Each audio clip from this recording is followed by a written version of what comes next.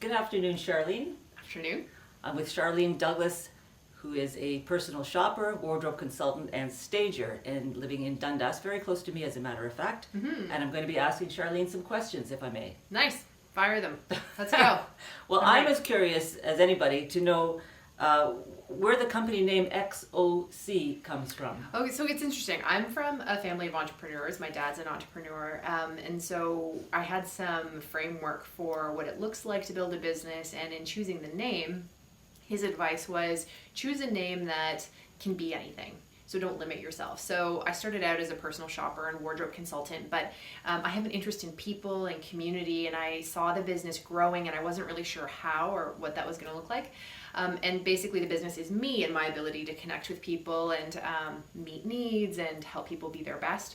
And so I wanted it to be personal. So the thing about me and my emails is that I always signed it off Xo.C as in like hugs, kisses, Charlene, but I just a C because I don't know, laziness or whatever, just Xo.C. And so I just thought that would be lovely. It's sort of like a personal, it's my personal way of signing off emails, and so I thought that would be a nice way to start. I didn't have any idea what that was, but that makes perfect sense now. Yeah. That's great. Yeah, like a personal sign off kind of thing. Yeah. And once you describe it, it does make sense. That's great. Thank But it's you. not limiting, which is perfect. Yeah.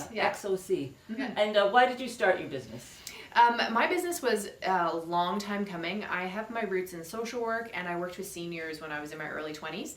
And I discovered when I was working in a seniors residence with seniors who have Alzheimer's and advanced Alzheimer's, so sometimes nonverbal, that when you meet their needs, practical, basic needs, but in a loving way, the way that they rebounded health-wise and attitude-wise and just their general presence of mind and overall wellness increased like incredible amounts. And I also discovered at that time that I had a knack for being able to fit clothes for the person because they were nonverbal. I would have to go and buy like pajamas or sweaters or whatever it was. And I just knew how they fit, and they always tended to work out, and I liked the challenge with seniors and Alzheimer's of reflecting who the person was, even in the sort of end stage, because the essence of that person doesn't change. And so honoring that was important to me, so finding clothes that represented who they always were, and doing it well, and then increasing their quality of life and seeing that reflected back. So that was when I was in my early 20s. So from there, I didn't have like an official business, but... Can I just back up for a second? How did you find out or determine what their essence was? So when you're working up close with personal care, it's like the individual. So to be good at that job required understanding each individual and what made them unique and special, I guess. And then to do that job well, which is something that I value, doing a job well, it meant just learning what each person was like. And then catering the needs and how I met those needs to the person. So for example, there was one lady who was verbal but sort of advanced Alzheimer's, and I knew that she loved singing because she sang all the time. So to get her to go get ready for bed, which would otherwise have been a very sort of agitating time, I would sing with her down the hallway. We sort of like sing and dance down the hallway, and then she was at ease, and she was, there was like a trust because I was speaking her language, and then she would do her whole nighttime routine and still like be okay versus it being sort of a traumatic event every day for her. Speaking her language in whatever way that comes out. So that's been sort of the underpinnings of my whole business, is speaking the language of each person. So it's not limited to necessarily clothes. That's why it's reflected in the home or all those different aspects of people's lives. It's just being able to speak their language. Yeah, you cannot impose what you want on somebody else's That's right. life. Yeah. And that's how I distinguish myself, not necessarily as a stylist, right? Not imposing my projection of what someone should be. It's bringing the best of who they are out and allowing it to be the best it can. That's wonderful. Or helping people do that anyway. So you've pretty well answered my next question, which is what's the value for your clients? That's pretty obvious. What would you say you find the most rewarding about what you do? When someone, I've had quite a few clients who feel, I guess, either insecure or stuck or discouraged in how they look or the way that their home is when things just aren't working and they feel like they shouldn't be participating in fashion, or they just don't have that permission or the self-love or whatever it happens to be. Walking alongside someone in that state feels like a tremendous privilege. And then sort of reframing what fashion is or what it can be to work with them, and seeing the encouragement that blossoms out of it and the joy of just even getting dressed and like looking forward to getting dressed, and sort of being able to then go out and just like live life from a different level.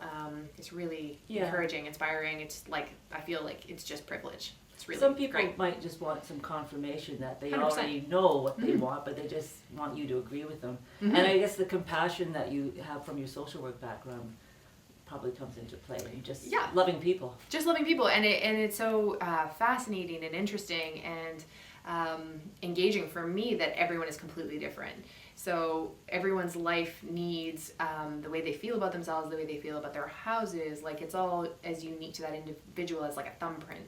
So kind of figuring out where that person is at and then walking alongside them for a short period of time is just, it's cool. Keeps it interesting, fun. Yeah, now I suppose there's people that might want to change what they've got to something that's maybe more what they see themselves as now. And so you also do wardrobe editing, I believe you call it, right? Yep. So wardrobe editing would be going into someone's existing closet and then just paring things down. Yeah. So it's just a whole lot of trying on with like a ruthless sort of yes or no. Yes because, and no because, or maybe just no, like move on. Because I feel like there's a hesitancy sometimes with wanting to get rid of things, or you know, I'm saving this in case I lose weight, or I've gained weight, or it might come back into fashion, and then we end up with these really sort of inflated closets, which are totally impractical, and then we get afraid, and it's hard to see anything, and then we end up wearing maybe 15% of what we have, it's just kind of clogged. You just need someone to go like, yes, no, you know, this is great. I've got a couple things in my closet that I consider souvenirs for whatever reason, and they're just sitting there. Totally. Just sitting there quietly and never being worn. But that's great. That's probably a very useful thing for a lot of people. Marie Kondo, what do you? I've heard a lot of Marie Kondo, and I haven't watched her Netflix special just because it's not an area where I struggled decluttering an organization. I naturally bend that way. But I think the principles are great, which is like just keep things that you love. Right. You know, is it practical? Do you need it? Do you like it? And then freely give it. I think we have we're kind of a guilt culture, self-guilt, and then guilt in our homes, and we kind of carry all this like practical and impractical and literal and metaphorical baggage with us, and the permission to just, you know, off it goes. Yeah, that's okay. I think her thing is if it doesn't bring you joy. Yeah. Sure. Whatever works. I still hang on to whatever works. Yeah. I mean, sometimes you know, like things like clothespins, they don't bring me joy, but you might need them. You know, so I feel like there's a place for it. And whatever. Sometimes people just need permission. In terms of clothing, though, I think you know. Yeah. Anyway, there's lots of. We could talk forever about that. Yeah. So you did tell one particularly memorable experience with respect to that one with Alzheimer's. Are there any with like shopping and wardrobe editing that come to mind, or? I've done a spectrum, which I feel like is a little bit of a badge of honor. It's when people find out I'm a wardrobe consultant or a personal shopper, I think the default setting is that it's like an elite business, and it's for people who have a lot of money and they're very well put together, and they need someone to just buy their clothes because they're too famous and rich to do it themselves, which is just not the case at all. So I've done a spectrum. I've done seniors. I've done women in transition, like post-baby, like immediately post-baby, because as our bodies change, you have to make friends with yourself every stage along the way, and the way that things fit change. So I've done new moms. I helped a doctor, a lady who had just coming off maternity leave, going back to work, and it's a very male-dominated industry, right, medicine, and so helping her dress for the atmosphere to be taken seriously was a privilege. I did a high-profile speaker recently, and she was going to a global conference, and again, it was like a very male-dominated industry speak, so she needed to be taken seriously and heard, and so the clothing needed to be strong, but also representative of her personality, and that was a unique challenge, which was really exciting. But I think my favorite was was a lady who I helped, who was like a plus size lady and just hated shopping, like hated it, was allergic to it. And so I, without actually her permission, because I knew her sort of at the time acquaintancy, I went and I did a big shop for her. And I told her, listen, I have all these clothes and you don't have to buy any of them. But it's just for fun to show you that things can fit and they can fit well. It doesn't matter what size. And she showed up to my house with a stress headache. So we sort of put the fan on, a nice cool cup of water, and she tried the clothes on. And by the end of it, I think she bought a lot of the clothes, and she just was astounded that there were things that fit her and that she liked. And she came up to me a couple of months after and said, that shirt you bought, that's my interview shirt. I'm going to save it for when I go on interviews. And it was like, it's just so great. Yeah. It's so great. Because it's not really about the clothes. It's about being confident. Yeah. Right? Yeah. And therein lies the reward that you get from doing what you do. Yeah. It's those happy people. Totally. It's a total privilege, yeah. What about your staging? How does that fit in? Staging I kind of fell into organically through personal shopping. The first one I did was just for my parents. They were moving from an area of Ontario that they were ready to downsize, and the community it's now a commuter town, so they're offering a lot more money for the homes than when my parents bought. And they had a very humble, retiree styled house. And so we, using a budget, had to create a home that was desirable for the demographic that they were shooting for. Yeah. And so I just applied the same principles, and it was fun. And the challenge for me there was to buy things to stage the home that were still in the personality of my parents, because I felt like what a waste to buy all these cool new things and then donate them or give them away, and you increase the value of your home, but then it's also wasted. So we found easy furnishings and ways to upgrade and enhance the things they already had, and then they could carry them over into their new home. Wonderful. So that was cool too. Yeah. Sounds like you have fun with what you do. Yeah, it's like it's like an Rubik's Cube, right? Yeah. How do I solve this problem? Yeah. What are your goals roughly for the next year? So?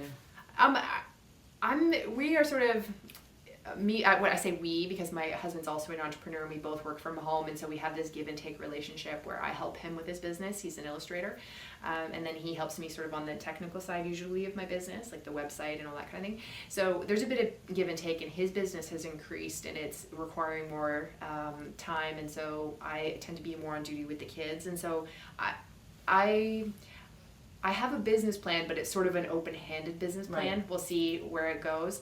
Yeah. I'm looking forward to doing more home staging in Dundas, because the Dundas housing market's very competitive. Yeah. And there's a lot of seniors, right? Like downsizing, and so that's a fun demographic.